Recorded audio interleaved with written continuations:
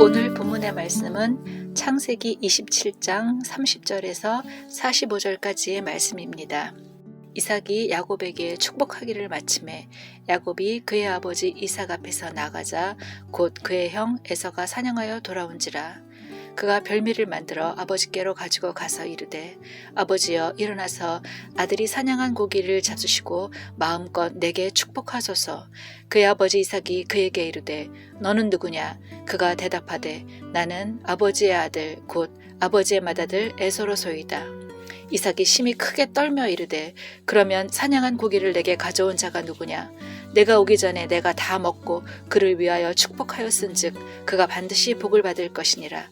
에서가 그의 아버지의 말을 듣고 소리질러 슬피 울며 아버지에게 이르되 내 아버지여 내게 축복하소서. 내게도 그리하소서. 이삭이 이르되 내 아우가 와서 속여 내 복을 빼앗았도다. 에서가 이르되 그의 이름을 야곱이라 함이 합당하지 아니하니이까. 그가 나를 속임이 이것이 두 번째니이다. 전에는 나의 장자의 명분을 빼앗고 이제는 내 복을 빼앗았나이다. 또 이르되 아버지께서 나를 위하여 빌 복을 남기지 아니하셨나이까. 이삭이 에서에게 대답하여 이르되 내가 그를 너의 주로 세우고 그의 모든 형제를 내가 그에게 종으로 주었으며 곡식과 포도주를 그에게 주었으니 내 아들아 내가 내게 무엇을 할 수 있으랴.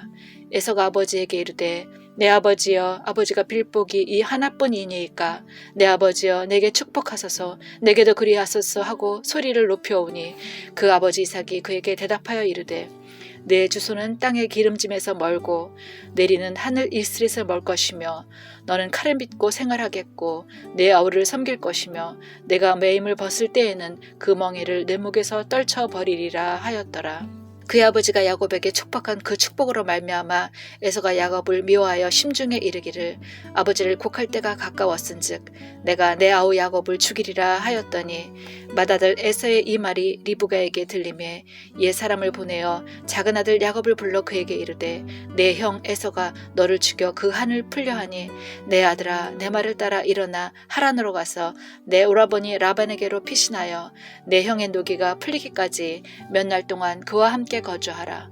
내 형의 분노가 풀려 내가 자기에게 행한 것을 잊어버리거든 내가 곧 사람을 보내어 너를 거기서 불러오리라. 어찌 하루에 너희 둘을 이르랴. 아멘.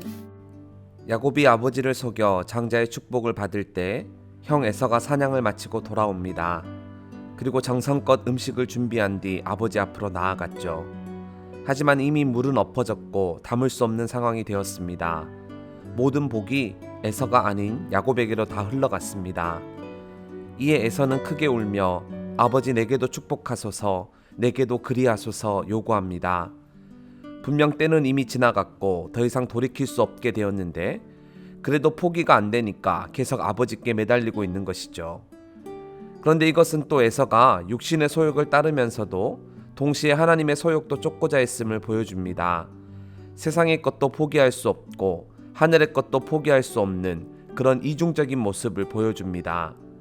그런데 우리도 이런 경우들이 있죠. 한 주 내내 세상 속에서 세상의 것을 누리며 애쓰다가 주일이 되면 교회로 나아옵니다. 그리고 하나님을 예배하면서 또 하나님께서 주신 복도 다 받아 누리려 합니다. 세상에선 육신의 쾌락과 만족을 추구하며 살아가다가 주일에는 그렇게 했던 적이 단 한 번도 없었던 것처럼 오직 하늘의 것만 추구하는 사람인 양 예배합니다. 그렇게 우리는 우리 자신을 포장합니다. 그런데 여러분, 이것은 절대 바른 모습이 아니죠. 또 가능한 일도 아닙니다. 왜냐하면 육신의 소욕은 언제나 하나님의 소욕과 반대되기 때문이죠. 인생은 절대 하나님과 세상을 겸하여 섬길 수 없습니다. 두 마리 토끼를 다 잡는 것은 불가능한 일입니다. 오늘 본문에 나오는 에서도 두 가지를 다 추구하다가 결국에는 다 놓쳐버립니다.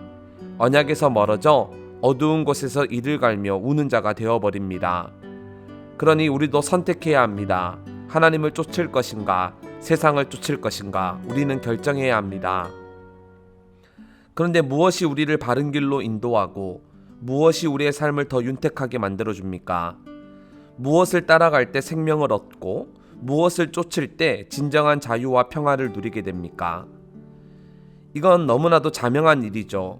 여러분, 세상의 소욕이 아닌 하나님의 소욕을 따라 사는 자가 되십시오. 하나님을 따르고 하나님을 품고 하나님을 붙잡는 믿음의 사람이 되십시오. 그리하여 언약에서 멀어지는 자가 아니라 하나님의 복을 받아 누리는 모든 서문 가족들이 다 되기를 바랍니다.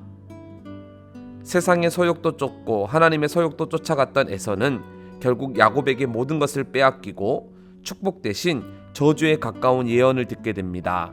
39절 40절 말씀인데요. 그 아버지 이삭이 그에게 대답하여 이르되 내 주소는 땅의 기름짐에서 멀고 내리는 하늘 이슬에서 멀 것이며 너는 칼을 믿고 생활하겠고 내 아우를 섬길 것이며 내가 매임을 벗을 때에는 그 멍에를 내 목에서 떨쳐버리리라 하였더라. 즉 에서는 모든 기회를 놓치고 모든 좋은 것을 야곱에게 다 넘겨주는 처량한 신세가 되어버렸습니다. 그런데 에서가 이렇게 기회를 놓치고 처량한 신세가 된 것은 자기 책임이 큽니다. 물론 야곱이 아버지 이삭을 속였죠. 그리고 복을 가로챘습니다. 그러니 야곱에게도 분명 잘못이 있습니다. 그러나 에서 역시 잘한 것이 하나도 없습니다. 그는 장자의 명분을 경홀히 여기고 팥죽 한 그릇에 장자의 권한을 야곱에게 팔아넘겼습니다. 그리고 그는 이방 여인과 혼인함으로써 부모의 기대를 저버리고 하나님의 뜻과는 거리가 먼 삶을 살았습니다. 그래서 히브리서 12장 16절 말씀을 보면 히브리서 기자는 그를 향하여 망령된 자라고 부르고 있습니다. 즉 그는 가만히 있어도 장자의 축복이 자신에게 올 것이라고 생각하여 그것을 중히 여기지도 않았고 또 말씀을 따라 행동하기보다는 자기 소견에 옳은 대로 행동했습니다. 그런데 성경을 보면 에서처럼 행동한 무리가 또 있습니다. 그들은 바로 유대인인데요. 그들은 자신들이 아브라함의 후손이기에 가만히 있어도 당연히 구원받을 것이라고 생각했습니다. 그래서 그들은 복과 생명이신 예수님을 거부했을 뿐 아니라 그를 십자가에 못 박아버렸죠. 더 나아가 그들은 특권의식에 사로잡혀 자신들의 죄를 회개하지도 않았습니다. 자신들이 무슨 잘못을 저지르고 있는지 깨닫지도 못했습니다. 그 결과 그들은 하나님께 버림받고 복음의 주도권을 이방인에게 다 넘겨주었습니다. 그러니 여러분, 우리는 어떻게 해야 하겠습니까? 우리는 이미 다 구원받은 자들이죠. 다 하나님의 자녀가 되었습니다. 더 나아가 우리가 받은 이 구원은 그 누구도 흔들 수 없습니다. 그 누구도 빼앗을 수 없습니다. 그러다 보니 우리도 해이해질 때가 많습니다. 뭐 구원받았는데 특별히 뭘 할 필요가 있나?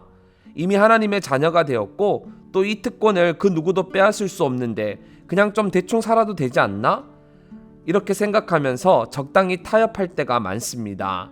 말씀대로 살기보단 그냥 세상의 기준에 맞춰 살아갈 때가 많습니다.